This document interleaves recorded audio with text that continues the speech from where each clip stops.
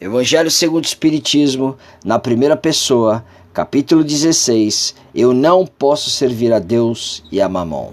Desprendimento dos meus bens terrenos. Item 14. Este evangelho é a cruz da minha libertação e da redenção do meu espírito imortal. Amém. Venho, meu amigo, trazer a seu auxílio para ajudá-lo a caminhar corajosamente na via do aperfeiçoamento em que entrou. Somos devedores uns dos outros e somente pela união sincera e fraternal entre os espíritos e as pessoas é que seu melhoramento será possível. Esse seu apego aos bens terrenos é um dos maiores obstáculos ao seu adiantamento moral e espiritual. Pelo desejo de possuir esses bens, destrói seus sentimentos de afetividade e coloca suas energias inteiramente na conquista das coisas materiais. Seja sincero, a riqueza proporciona uma felicidade sem problemas? Quando seus cofres estão cheios, não existe sempre um vazio no seu coração? Será que no fundo dessa cesta de flores não existe escondido um réptil? Deus aprova e considera muito justa a satisfação sentida por você, que através do seu trabalho honroso e constante consegue a sua fortuna. Porém, dessa sua satisfação há um apego que absorve todos os seus outros sentimentos e provoca a frieza do seu coração. Existe uma distância tão grande quanto a que separa a mesquinhez do esbanjamento, dois vícios entre os quais Deus coloca a caridade, santa e salutar virtude, que te ensina a dar sem orgulho para que o pobre receba sem humilhação. Quer a riqueza tenha vinda da sua família, quer tenha sido adquirida pelo seu trabalho, existe uma coisa que você não deve esquecer jamais. Tudo que vem de Deus retorna a Deus. Nada na terra pertence a você, nem mesmo o seu corpo. A morte te liberta do corpo como de todos os seus bens materiais. Você tem que se considerar como aquele que foi confiado um depósito. Por isso, você não é proprietário, não se engane. Deus emprestou a você e você tem que restituir, pois ele empresta sobre a condição de que pelo menos o supérfluo você reverta em favor daqueles que não têm o que comer. Quando um amigo empresta um dinheiro, mesmo que você não seja honesto, existirá sempre a obrigação de devolver o empréstimo e ainda ficar agradecido. Esse também tem que ser a sua posição, pois Deus é o amigo celeste que te emprestou a riqueza.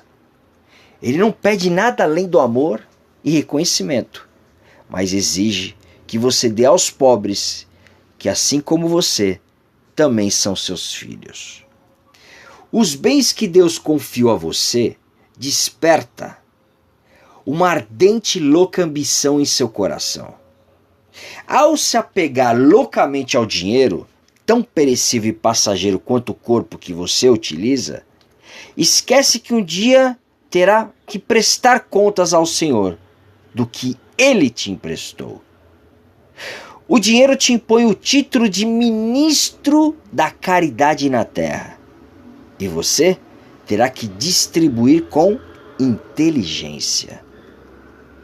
Quando utilizar a riqueza em benefício próprio, você se tornará igualzinho àqueles a quem foi confiado um depósito e dele não soube cuidar.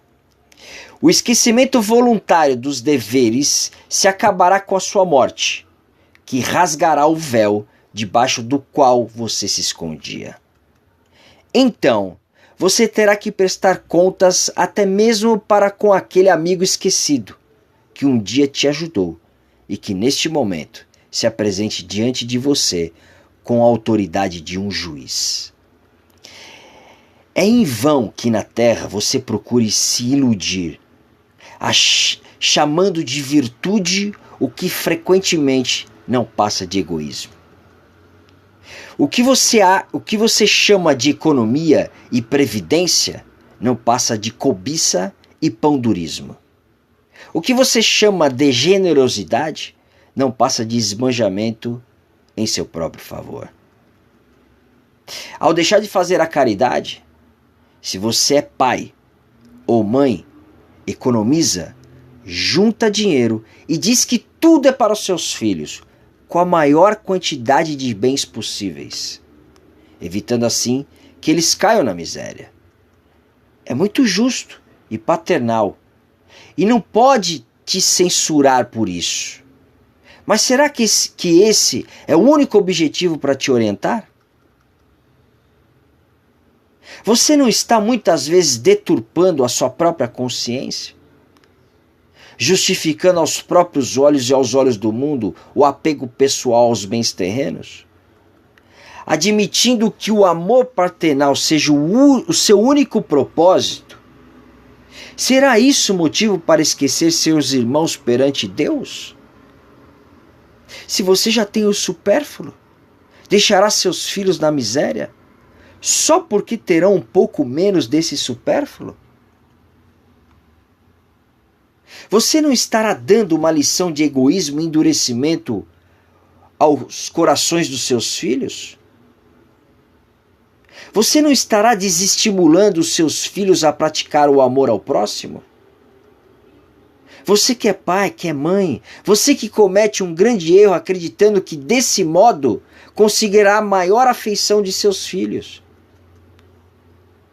Se eles são ensinados a serem egoístas com os outros, também serão com você. Se você acumula bens pelo seu suor, pelo suor do seu trabalho, você ouve frequentemente: só se dá valor ao dinheiro aquele que sua para ganhar. Nada pode ser mais verdadeiro. Se você quis conhecer o valor do dinheiro, fizer a caridade segundo suas possibilidades, terá um mérito muito maior do que aquele que já nasceu rico e desconhece as difíceis fadigas do trabalho. Porém, se você se recorda do esforço e do sofrimento que passou para adquirir sua fortuna, se torna egoísta. Insensível para com os pobres, será bem mais culpado do que aquele que já nasceu rico. Porque quanto mais você conhece por si mesmo as dores ocultas da miséria, mais deve empenhar em ajudar os outros. Infelizmente, você com dinheiro sempre carrega consigo um outro sentimento, tão forte quanto o apego à riqueza. É o sentimento do orgulho. É comum te ver importunando o infeliz que implora ajuda, com o relato de suas obras e de suas habilidades. Em vez de ajudar, ainda lhe diz: faça como eu fiz. A bondade de Deus em nada influi que você conquiste suas riquezas. Será que o mérito cabe somente a você? O orgulho coloca uma venda em seus olhos e também tampa seus ouvidos. Apesar de toda a sua inteligência e capacidade, não compreende que Deus pode derrubá-lo com uma só palavra. Outra coisa, desperdiçar o seu dinheiro não significa desprendimento dos bens terrenos. É antes descaso e indiferença. Você, como administrador desses bens, não tem o direito de esbanjar ou usar apenas em seu benefício próprio. O gasto irresponsável não é generosidade, é quase sempre uma forma de egoísmo. Se você esbanja dinheiro para satisfazer uma fantasia, talvez não dê um centavo para prestar um auxílio. O desprendimento dos bens terrenos consiste em dar à riqueza o seu verdadeiro valor, em utilizá-la em favor dos outros, e não somente em seu benefício. em não sacrificar por ela os interesses da vida futura. Desprendimento dos bens terrenos também consiste em você perder todo o seu dinheiro sem reclamar, se Deus assim julgar necessário. Se por uma infelicidade inesperada você ficar como Jó, onde você encontra grandes ensinamentos sobre renúncia e a confiança que você deve ter em Deus, diga o mesmo que ele. Meu Deus, o Senhor me deu e o Senhor me tirou. Que seja feita a sua vontade. Eis o verdadeiro desprendimento. Veja, antes de tudo, tenha fé naquele que, assim como deu, pode tirar, pode devolver também. Resista com coragem ao abatimento, ao desespero que paralisa suas forças. Nunca se esqueça que ao lado de uma prova difícil, Deus sempre te coloca uma consolação. Existem bens infinitamente mais preciosos que os bens da terra, e esse pensamento te ajudará a se desprender deles. Quanto menos valor você der a uma determinada coisa, menos sensível ficará em relação à sua perda. Se você se apega aos bens da terra, é como uma criança que apenas vê o momento presente.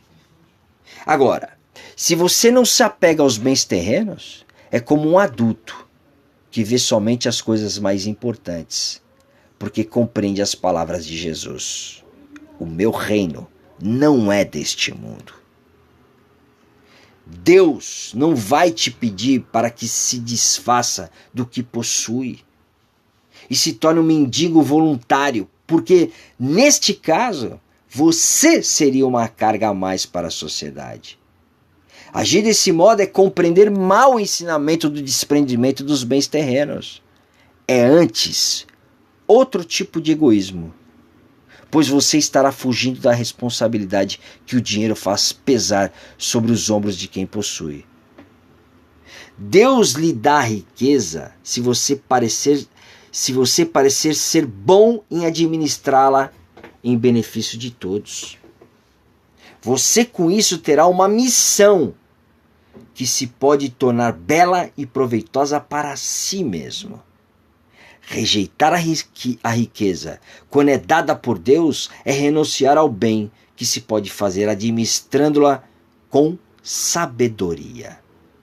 Saber viver sem o dinheiro quando você não tem, saber usar o dinheiro utilmente quando você tiver e saber sacrificar o seu dinheiro quando for necessário é agir de acordo com a vontade de Deus. Se eu ganhar na loteria ou conquistar uma fortuna, devo dizer imediatamente: meu Deus, o Senhor me enviou uma tarefa. Me envia também as forças para desempenhá-la, segundo a sua santa vontade. Eis, meu amigo, o que eu queria ensinar a você quanto ao desprendimento dos bens terrenos. E resumirei a você dizendo: aprenda a se contentar com pouco. Se você é pobre, não inveje os ricos, pois a riqueza não é necessária para a felicidade. Se você é rico, nunca se esqueça que os bens foi confiado a você e que terá que justificar o emprego que fizer dele. É como se você recebesse um empréstimo e terá que prestar contas depois. Não faça como aquele que pegou o empréstimo que lhe foi confiado e dele não soube aproveitar e muito menos cuidar. Não faça deste empréstimo apenas uma satisfação do seu orgulho, vaidade e da sensualidade. Não se julgue com o direito de aproveitar somente em seu benefício próprio a riqueza recebida. Ela não foi te dada, ela foi emprestada. Se você não sabe fazer ela frutificar, você não tem o direito de pedir. Lembre-se sempre: se você dá, ajuda e respeita os pobres, salda a dívida que contraiu com Deus. Se você ouviu essas palavras, apenas diga obrigado.